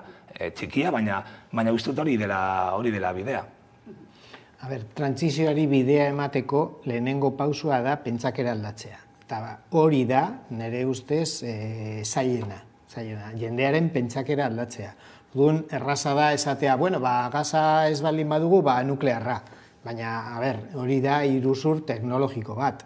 Alde batetik, nuklear bat kokatzea eta eraikitzea ez da egun batetik bestera egiten. Dira 10-20 urte, Frantzian egiaztatu dute, 20 urtetan ez dutela zentral nuklear bat martxan jarri. Eta 20.000 milioi euro gastatu dituzte, eta momentuz ez dago martxan, azken zentral nuklear hori. Eta bestetik, nondik ateratzen dugu uranio. Uranio, Errusiaren esku dago, sorpresa, gaza bezala. Orduan, ikuspuntu horretatik, oso eztabaida arina da, bide horretatik ez dago irten biderik, zuk esan duzuna. Igual utopia ez da bide errazena edo samurrena, baina igual da bide bakarra. Eta, desde luego, nuklearra ez da bidea eta ez da irten bidea. Horixe da gaur egungo egoera, ezta? Energiaren krisiak bultzatuta prezioek goraka egin dutela, horrezek bizitzaren garestitze orokortu bat ekarri duela ere, eta honek domino efektuarekin hainbat eta hainbat sektore kolpatu dituela, horietako bat da nekazaritza hain zuzen ere. Garaizaiak datoz, ezta? Nekazaritzarentzat.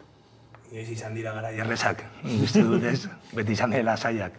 Batez ere gure lehenengo sektoren txat eta ekoizpen mota batentzat beti izan dira zaiak.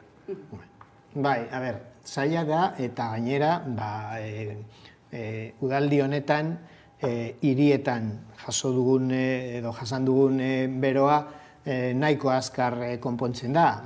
Hori, haize egokitua piztu eta kito, baina lurran ez da hain erraza. Eta berdeok beti danik esan dugu, klima aldaketaren ondorioak ekosistemetan ondorioak dira baita ere ekosistema horietan egiten diren jarduera ekonomikoak eta bizimoduentzat. Orduan, ez da erraza konpontzea lehen sektoreak jasoko dituen baldintzak hemendik aurrera. Eta laguntzak ez dira nahikoak izango. Laguntza ekonomikoak baliogarriak dira urte txar batetik irtetzeko. Baina etorkizunari begira beste gauza batzuk egin behar dira ziurtatzeko geure elikadura zubirotasuna eta ez da erraza izango. Hain zuzen ere Ordiziako azokan izan da Udane Arbeo gure lankidea, bertako nekazarekin hitz egiten eta haien egoera zein den aztertzen. Inoiz baino uda beroagoa izan dugu. Lehorteak energia krisi betean prezio gorantz egin dute Ukrainako gerra eta hegaztiak ere guzti honen jakitun dira. Ekoizleak kinka larrian daude. Ordiziako azokan izan gara eta bertako saltzaiek aipatu digute azken hilabeteotan gariaren kostua 130 igo dela. Artoaren prezioak ere ikaragarri egin du gora. Horrek eragin zuzena du esaterako arrautza saltzaileengan, euren oiloak elikatu behar baitituzte. Lehen hori oso galesti zuten zan, baina hoen gehiago. Lehen hori igual 10 kilo, 50 euro, da orten 100 euro eta gehiago. Zein da hemen arazoa? Bada arrautzak eta oia asko haragia garestitut joan direla, baina ez produkzio kostuak bezain beste. Testu inguru honetan galtzen atera direnak mordoska bat dira dagoeneko. Arrautza gutxi kio deu, handik. Gio da bolana bat, oiuan garratzik dute, ejemplo hartu txori garratzi oin dute. Eta oain kio ezkeo saldu ezin etorreko litzake, orduan ez dugu handik kio, baina udazkani jasotzeko askotak edo. Eta beraz salerosketa honen aurrean, Agintaria jakinaren gainean jartzen ari dira udazken eta negu gogorrak ditugula aurretik. Gauzak aldatu ezean prezioak are gehiago handituko dira. Oan saltzen dut 3,5 dozena, launa gutxinez, udazkenean. Hori gutxi balitz udako bero holde gogor kolpatu dituzte hegaztiak, ala nola oioak, ez daude gustura ez barruan ez kanpoan. Luzerako jo du lehorteak eta horrek ere eragina izan du hegaztien osasunean zein arrautzen produkzioan.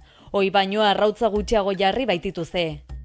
Beraz honek norabide bakarrera eramaten gaitu, arrautzak eta oi asko haragia gutxiago eta garestiago izatera.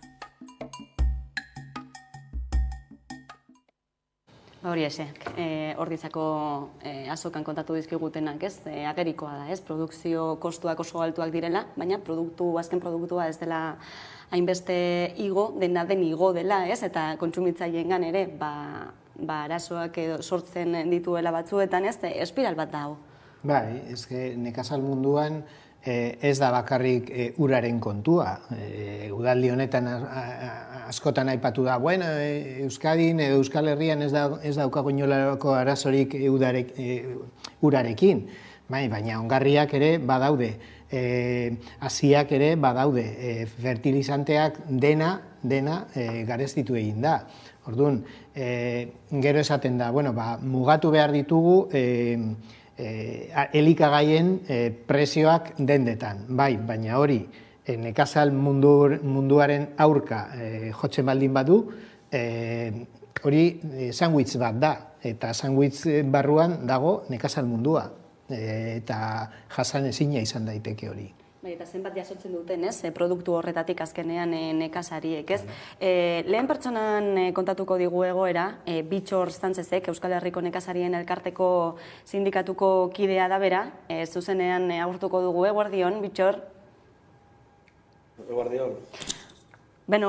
Lehorteak, suteak, inflazioa, ekaitz perfektua dela esan duzue azken hilabeteotan gertatutakoa. Zein da zuen kezka nagusia?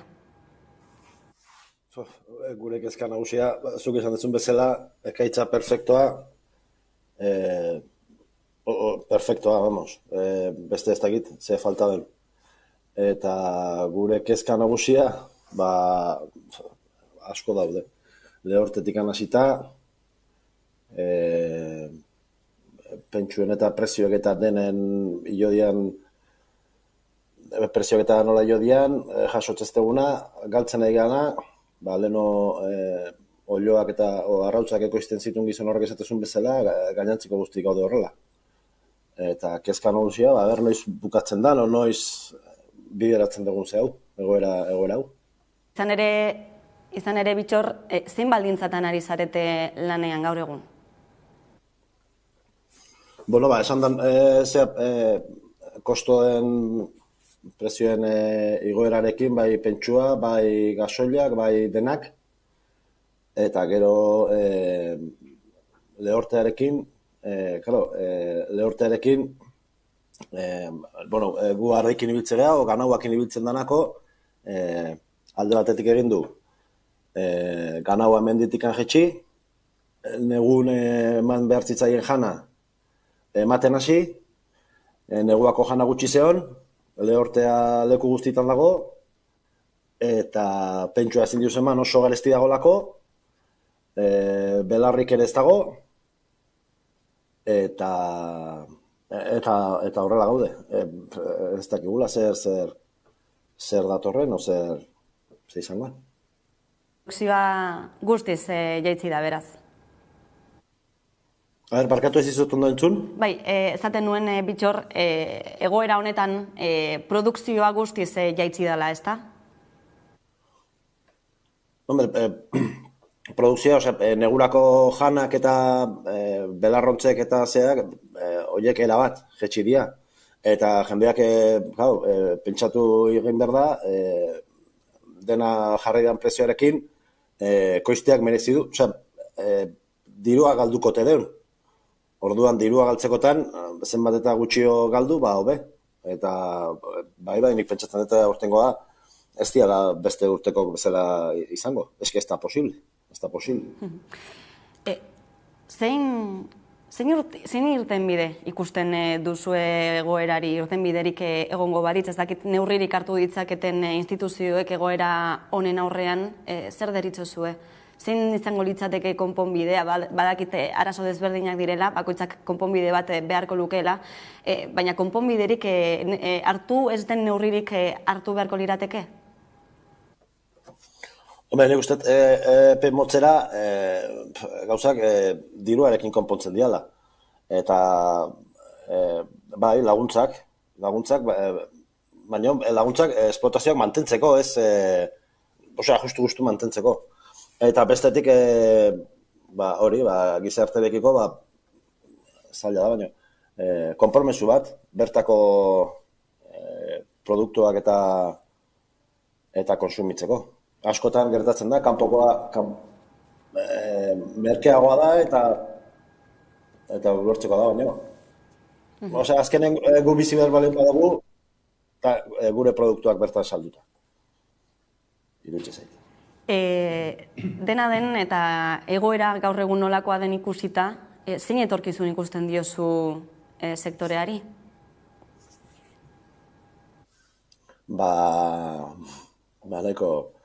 Nahiko iluna gira esan.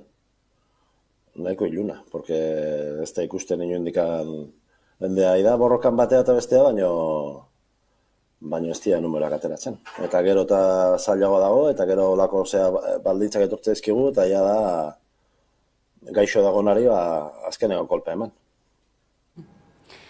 Eta baita ere aipatzekoa, ez, belaunaldi aldaketa hori emango ote den ala ez, egoera ikusita, ez, hori ere badakezka? Bai, nik argo izan hitz egiten nuen hemen aragoiko batzukin, eta esate ziaten, eta hemen gazte jenderik eta badago. Eta esaten genuen oso zaila da. Ze gazteek egingo du inbertsio handi bat, egunero astelenetik igandean lan jarduteko, eta deskuidatzen bali mazia dirua galtzeko.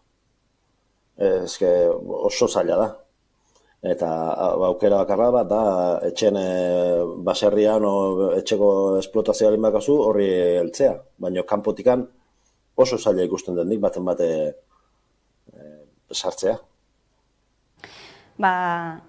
Espero dugu, epe laburrean behintzat egoerako bera egiten duen, eta animo asko hemendik, Bittor Sánchez zeneko kidea, mila esker gaurkoan gurean izateagatik. Bale, eskerrik asko.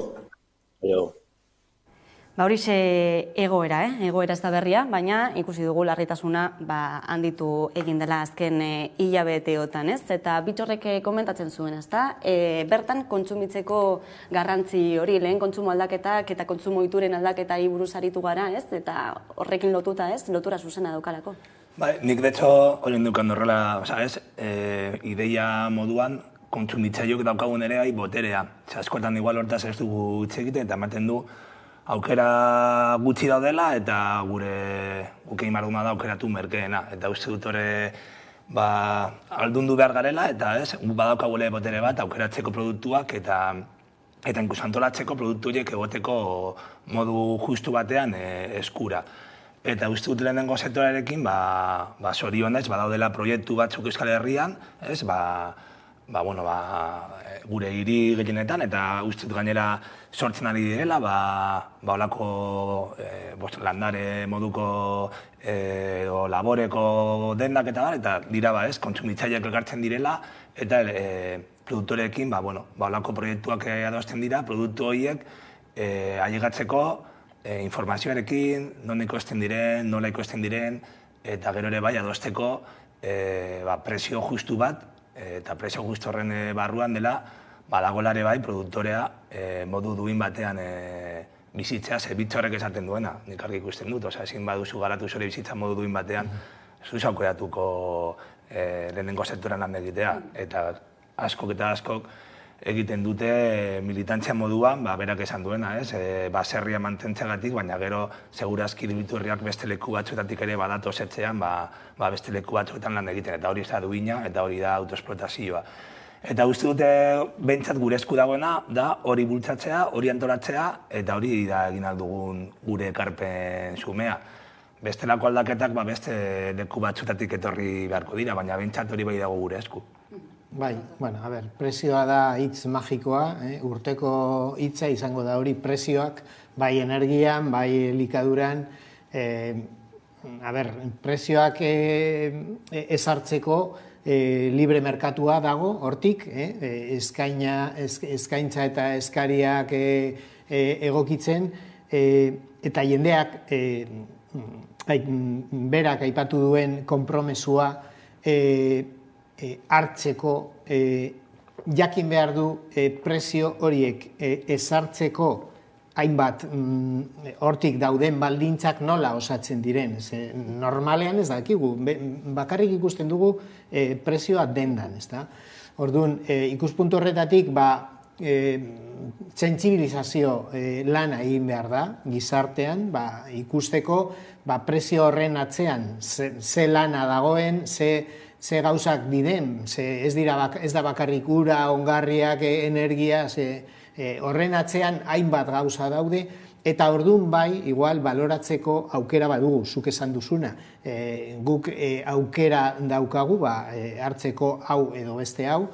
Egia da gizartean ere, prezioen eragin kaltegarria nabarituko dugula, hori egia da, baina guk ohiturak aldatzeko, aipatu dugun, ohiturak aldatzeko bide horretan, igual aukeratu behar dugu, igual okela merkea egunero janostean, ez egunero, baina bertoko okela pizka bat garestiagoa, baina horren atzean jakin behar dugu geure herriko edo geure gizarteko jende asko dagoela bizitzen okela hortik, ezta?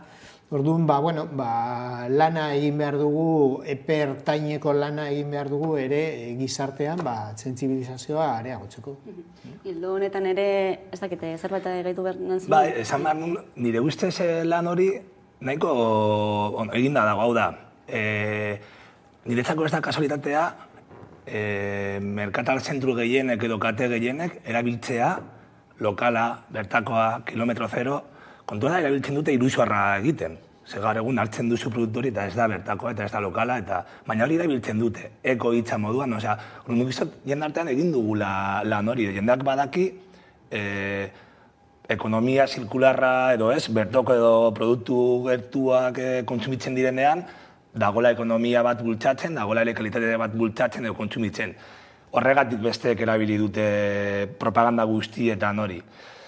Kontua da gaur egun ez, jende asko izaten du, ez naiz fidatzen, zuzoaz supermerkatu batera, handia baldin bada, eta badakizu, zaudela erosten bertako produktu bat. Naiz eta horrela egon etiketatuta, horrela egon apaleta. Eta egin behar duzu master bat jakiteko zein den jatorria, ez da gertzen.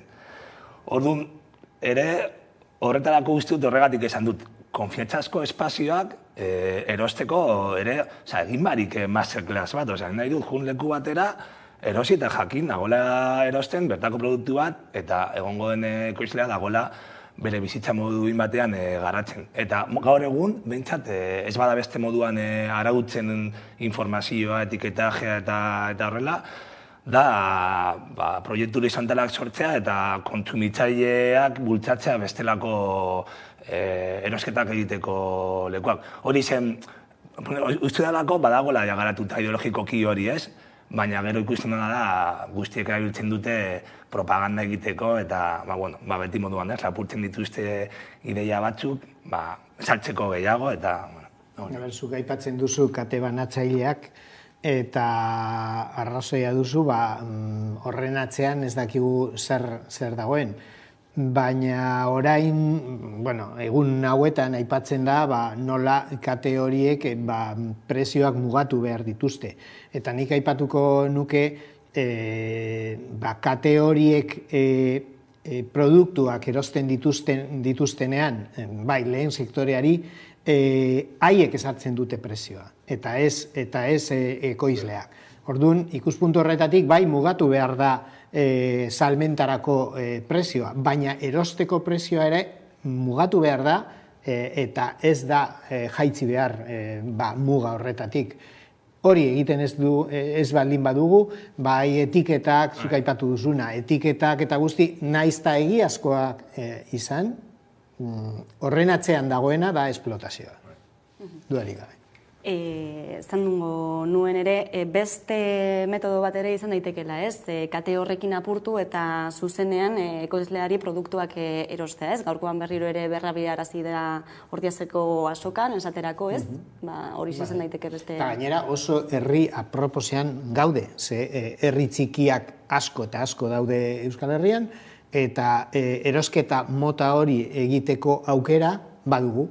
Igual hirietan ez da hain erraza, baina herrietan bai, eta bultzatu behar dugu. Baina bultzatu behar dugu ez bakarrik kontsumitzaileok, seguruen ez bultzatzen ari gara, baina gobernuek ere apustu egin behar dute. Instituzio guztiek egin behar dute apustu hori, eta orain arte ez dugu hori ikusi, edo askotan ez dugu ikusten. Bai, azkenean sektorea ez bada indartzen ez, zein etorkizun geldituko zaigu ez? Bai, nik uste dagoena azokena eta horrela babestu behar dira, mantendu behar dira, banaketa sistema tradizionalak ere babestu behar dira. Euskal Herrian gehienok bizi gara hirietan, gehiengoa, hori zalantza barik. Eta uste dut horrekin batera, bestelako sistemak ezarri behar dira, bestela ez da nahikoa. Gaur egun gehienok erosten dugu merkatuetan, supermerkatuetan, eta gauzak gehienak, eta gero batzutan batzuk badaukagu ere ohiturak, hori herriberako merkatura juteko eta horrela, baina horra arte heltzen da. Horregatik uste dute ez dela nahikoa, horrekin eta beste sistema ere pentsatu behar da. Eta ere, pentsatu, lehen hitz egin dugu autoexploitazioaz. Azokan dagoena, ekoizlea bera da.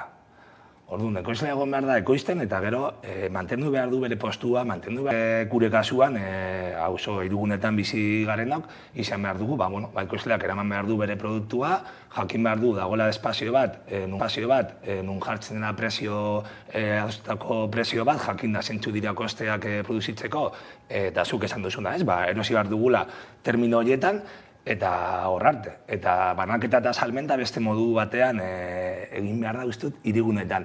Eta hor, aipatu dut, kontsumitzaileok antolatu behar gara, baina noski, hainbat lekuetan administrazioek ere bai egin dituzte olako apostuak egoteko banaketa sistemak eta supermerkatu batzuk kooperatiboak hirigunetan. Eta administrazioak badauka eskumena hori egiteko, babesteko lehenengo sektorea, badelako sektore estrategikoa nahi badugu, egun batean burujabeak izan. Nik uste dut logikoa dela, hor agertzen dira irudiak, agertu da Azpeitiko merkatua, eta hor, udalak egin du apostu bat, egoteko espazio bat, bertako esperientzak badaude. Uste dut, badela momentua ere bai, hirigune handietan esperientzia horiek martxan jartzeko udal batzuk egin dute. Badaukagu bidea egiteko eta badago esperientzia politak badaude. Egoera guzti honen ondorioz, ez, zeharka ere komentatu dugu lehentxeago, ez, nola dagoen prezioaren aldetik erosketako saski hori, prezioak goraka egin dutela nabarmen azken hilabeteotan, urte hasi zenetik edo aurreko urtetik ere ezan daiteke, ez da, kalera atera gara zuzen ere herritarren ahotsa jasotzeko.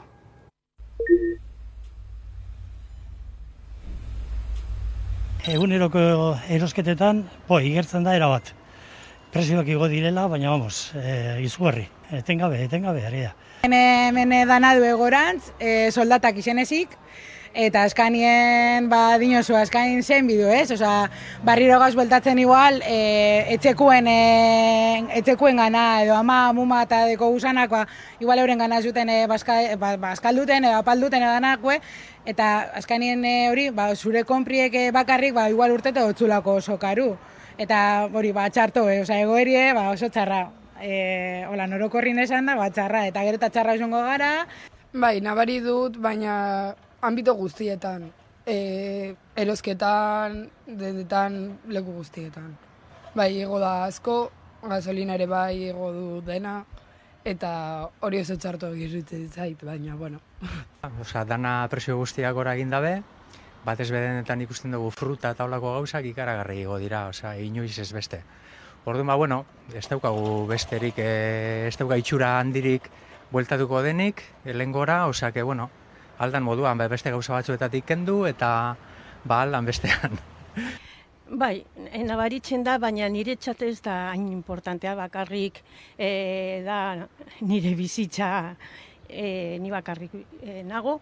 Eta, bueno, ikusten ari naiz, baina ez da hainbeste niretzat. Nire kasuan, ni jubilatuta nagoenez, ezin du gauza larririk egin. Ze daukagun pentsioarekin, jasan behar duzu, datozen gauzak alduzun moduan.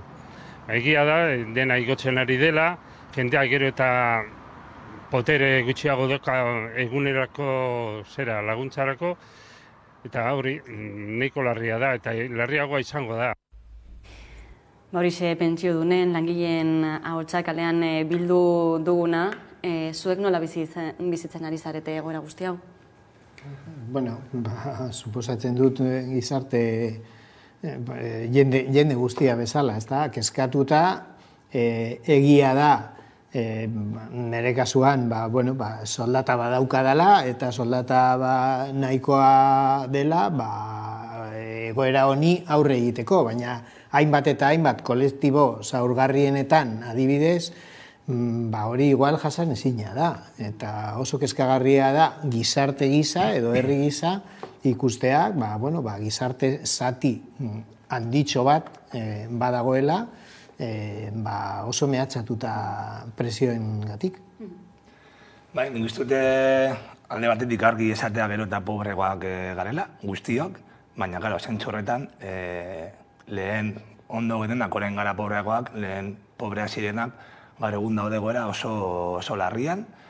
Eta gero, beste elementu bat dela, nik uste dut incertidumbrea, lagunekin hitz egiten denean, pobreagoak gara, mundu guztiak mantenduko gara, baina ez dakigu etorkizunean zer etorriko den, eta incertidumbreak ekartzen dira bai prekarietatea.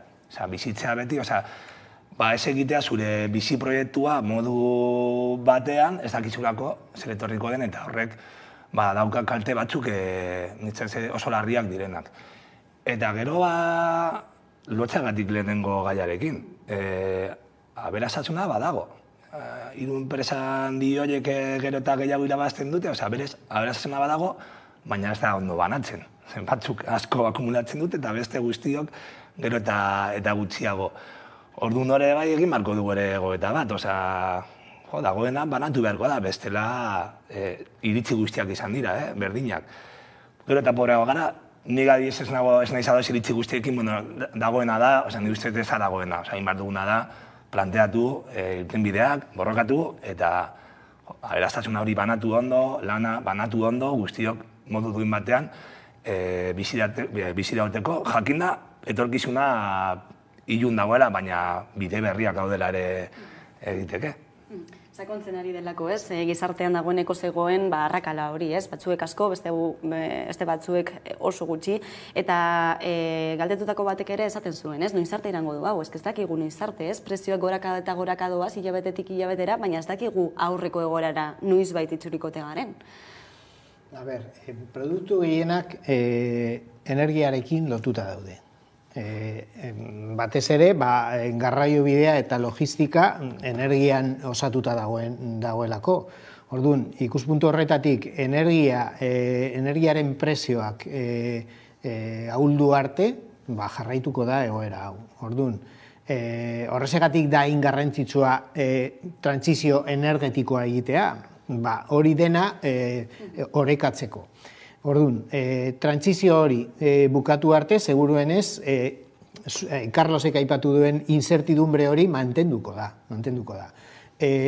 Bide horretan edo tarte horretan, zein behar dugu, alde batetik, kolektibo zaurgarrienak babestu behar dugu, eta neurriak hartu behar dira kolektibo horiek babesteko, eta gero, eta niretzat harrigarria da, ez baita aipatzen, erreforma fiskala egin behar da, zuk aipatu duzun arrakala hori izteko edo saiatzeko behintzat. Aberastasuna badago eta zuk esan duzun moduan kolektibo batzuk gero eta aberatsagoak dira. Eta gehienak gero eta pobreagoak dira. Orduan, hori egokitzeko eta hori orekatzeko erreforma fiskala egin behar da bai ala bai. Eta prezioen gorakada horretan ere espekulazioa zer hitz egin daiteke, ez, Carlos? Bai, justu egin denkoan sartuta espekulazioaren kontua, ados naiz Josenek esan duena, produktu gehienak daukate lotuta ere bai energiarekin, nola ikusten diren, eta bar, eta horregatik batzutan ez dugu ikusten lotura, baina badago lotura bat, ez? Baina beste kasu batzuetan ikusten dela, merkatuaren logika dela espekulazioa, eta da, aukera hon bat, baldin badauka produktu bat eta baldin badago demanda bat, igotzeko prezioak, porque nik askotan nire lan esparruan esaten dut, zer lotura dago Ukraina energia eta olako produktu batek, zergatik orain bikoiztu da produktu hau, eta da aukera bat. Eta, bueno, nik badauka produktu hau, eta nahi baduzu, orain du, eta bestela, badago norbait prez erosteko. Orduan horrekin, lujuzko produktuetan, agian jarretuko dira egoten merkatuaren logiko horretan, baina niretzako, oinarrizko produktuak eta batez ere incertidumbre honekin ere bai amaitzeko, horiek egon behar dira, babestuta modu baten edo bestean, guztiok izan behar dugu lasaitasun mental bat, esateko, bizirauteko diren produktuak, horiek eskura egongo dira, prezio duen egongo dira, bermatuta guztionezko geteko. Eta hori da ere bai nik uste egin behar dugun ere gogoeta bat, oinarrizko produktu guztiak egon behar dira, gaur egun gure jendartean, egon behar dira aseguratuta. Eta beste guztiarekin espekulazioarekin amaitzeko, hori da beste bidea, baina bai nik bai ikusten dut, batzuk daukatela lotura gerra, testuinguru aldaketa klimatikoa, baina beste batzuk dira aukera bat, eta salbezeken pueda, nik hartu du presio hau, eta... Zuk aipatu duzu espekulazioa eta arrazoia duzu, eta merkatu librearen atzean beti dago logika bat, etekinak handitzea, eta etekinak handitzeko espekulatu behar badut, espekulatuko dut. Baina espekulazio horren ondorioz, etekinak handitzen baldin badira enpresa batzuetan, horretarako dago fiskaltasuna edo hori mugatzeko eta esateko, aizu, zuk lortu duzun etekina, parte bat nik hartu behar dut, zuk sortutako arazoa kolektibo zaurgarrienetan konponketa bat egiteko. Eta hori da aplikatu behar dugun logika. Eta orain arte, aipatu dira bankuak eta enpresa energetikoak. Bai, baina alokairuak, enpresa putre horiek lortzen dituzten etekinak, banatzaileak, hau da, kate banatzaileek lortzen ari diren etekinak nola hartzen ditugu eta nola banatzen ditugu. Hainbat eta hainbat enpresa daude, egoera honetan dirutza egiten ari dena, eta horretarako hori ekiditzeko fiskaltasuna erabili behar dugu. Gaurko elkarrizketatu nagusia Garbiñe Aranburu, LAB sindikatuko koordinatzaile orokorra izan da, eta besteak beste ez, egoerari aurre egiteko fiskaltasunaren aldaketa hori nabarmendu du, baita ere soldatak eta pentsio KPI-aren arabera igotzearen aldarri hori, entzungo dugu Garbiñe Aranburu. Langilei ezin zaigula esfortzu gehiago eskatu, hori da lehenengo ziurtasuna. Azken urteak ere jada nahiko gogorrak izan direla langileentzat. Egia da Ukrainiako gerraren eraginez egoera okertu egin dela. Gerrari irtenbide negoziatu eta diplomatiko bat eman ordez, bide belizista hautatu izanak ere gerraren luzatzea eta krisi ekosozialaren eraginak areagotzea dakar. Baina testuinguru horretan, esan bezala langilei esfortzu gehiago ezin zaio eskatu, ez? Langileek azken urteetan, 2011-tik ona, erosalmenean bataz beste 6.000 euroko galera bat izan dugu esaterako, ez? Horixe izandakoa, eztabaida badago, ez? Eta gaia, mahai gainean badago, ez? Erreforma fiskalarena, KPI-aren arabera igotzea soldatak, diru laguntzak, pentsioak, laster hasiko da kurtso politikoa. Zerbait espero duzue? Aldaketarik espero duzue? Nik espero dut, bintzat, aktibazioa, hainbat sektoretatik ustuta horreko ikasturtean, langileetatik etorri zela aktibazioa oso potentea, batez enpresa handienetan eta horrela, ikusi genuen Mercedes eta bar, eta hori logikoa da, normalen langile antolatuak daudenak, dira pizkatea vanguardia horretan, baina uste dute horrekin batera, sektore soziale asko antolatu barko dira eta kaletara atera barko gara. Ikasturtean hori da espero dudana, Eta esan dugun hasieran ere, krisi garaietan, bada ere bai, badira garaiak ere bai, aukerak sortzeko. Orduan, baldin badago aktibazio sozial bat, eta baldin badaude proposamen sakonak emai gainean, benetan emateko aldaketak, ikusiko ditugu nire ustez garai interesgarriak, lortzen dugun balantza egotea herri sektoren alde eta ez enpresa handien alde beti. Nik zalantzat ditut. Alde batetik ez dut ikusten bakarrik arlo politikoan eztabaida, nik pentsatzen dut arlo sindikalean ere edo enpresen harreman edo enpresa harremanetan sortu behar da eztabaida. Alde batetik soldatak igotzen ez baldin badituzu, aipatu dugu ze arazoa sortzen da milaka eta milaka familietan, baina bestetik ikusten dut soldatak KPI-aren arabera igotzen baldin bada, ez enpresa handienetan, baina enpresa txikien eta ertainenetan arazoak sort ditzakezu. Orduan, ondo neurtu behar da, lortuko duzun etekina eta sortuko duzun kaltea. Horrezegatik dinot, lan harremanetan, eztabaida sortu behar da, ze azken finean enpresarien eta sindikatoen arteko itunak lortu behar dira. Eta lortu ahal izateko bai mobilizazioa behar da, baina elkarrizketa ere eta haien artean hitz egin behar dute eta konponketa bat, igual ez konponketa bakarra, igual konponketak anitzak izan behar dira, baina akordioak lortu behar dira, bestela kalteak izango dira guztiontzat. Bai, hain zuzen ere hori da puntu gatazkatzuenetakoa, ez? Negoziazio kolektiboetan, soldatan zenbateraino igo, ez? Erdibideko biderik dagoela uste duzu, Carlos? Nik ez dakit zergatik enpresa kostuetan beste kostuak igotzen direnean ez dira kolokan jartzen, eta ematen du enpresaren diru gastu handiena soldatak direla. Eta ez dut hori gezurra dela. Zan nahi dut, ez dut uste soldatengatik hori dela enpresaren zutabe nagusia. Uste dut hor dagoela, gauza batzuk ez dira ikutzen, dena igotzen da eta moldatzen naiz, baina soldatekin beti dago eztabaida bat. Eta nik uste dut, zibargarela bai, lanketa bat pedagogikoa egiten, enpresaren ardura dela soldata duinak ordaintzea. Ez dakit, diskut ikusi enpresarioen mugimendu bat esateko, intsumizioa ez dugu ordainduko energia. Horrez dago, ez dut ikusten, izatea iberdrolari behitu. Nik ere enpresarioan ez eta nik ez ditut ordainduko koste hau. Baina langilei bai, borrokan, grebara. Ez dakit, uste dute batzuk ere aprobetsatzen dutela dauden aukerak murrizteko gastuak, baina beti batzuen kontura, beste batzuen kontura ez.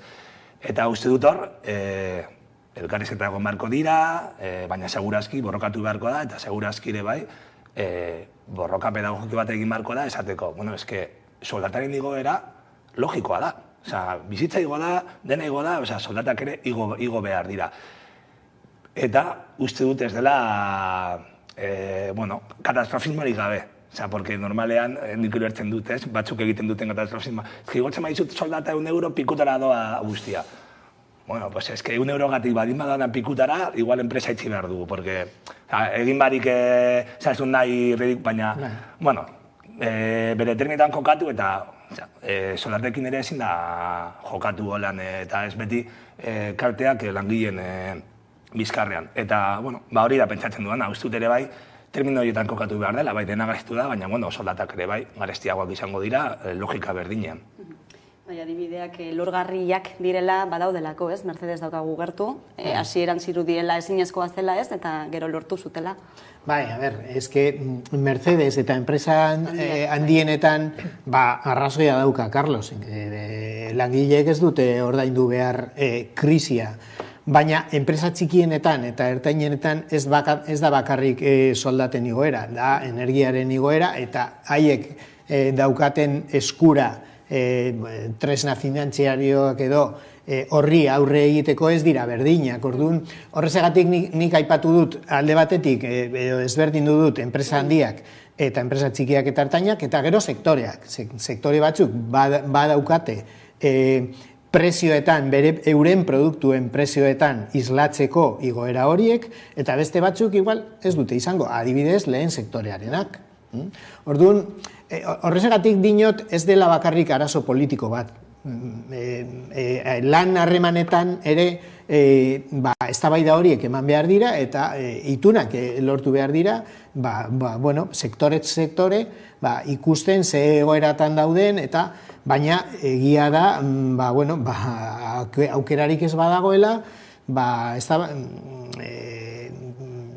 erabaki bat hartu beharko da, soldatak igo eta enpresa kolokan jarri, edo eztabaida horiek ez dira bat ere errazak eta zuhurtasunez jokatu behar dituzte. Alde batetik sindikatuek, eta ziur nago hala egingo dute, eta beste alde batetik enpresariek, zezuk esan duzun moduan batzuetan esaten dute, eske euro bat eta itziko dut enpresa. Hori ez da egia, hori gezurrutza da, eta bide horretatik ez du inolako irtenbiderik lortuko.